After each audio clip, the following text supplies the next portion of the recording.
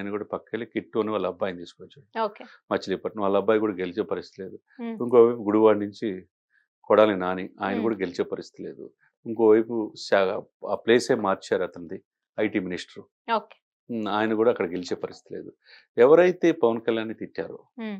వాళ్ళంతా ప్రజల్ని చేత్కరించిపోతారు. హ్మ్. ఎవరు గెలిచే పరిస్థితి లేదు. సీఎం గారి యొక్క మన్ననలు పొందడానికి జోగి రమేష్, పెడన ఆయన కూడా గెలిచే పని లేదు. ఇకపోతే 18వ తారీఖు పెనమలూరు నుంచి పార్థసారథి టీడీపీలో జాయిన్ అవుతున్నాడు.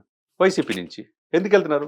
ఇకపోతే ఇంకోటి బాలశౌరి చాలా కీలకమైన వ్యక్తి కాంగ్రెస్ పార్టీ ఆహ్, జగన్మోహన్ రెడ్డి గారికి నాన్నగారు వైఎస్ రాజశేఖర రెడ్డి గారు. హ్మ్. ఆయన ఉన్నప్పుడు ఎప్పుడున్నాడు మచిలీపట్నం ఎంపీ. ఆయన కూడా రేపు మచిలీపట్నం జనసేన నుంచి పోటీ చేయబోతున్నాడు. హ్మ్. ఇవన్నీ బ్రేకింగ్ న్యూసే.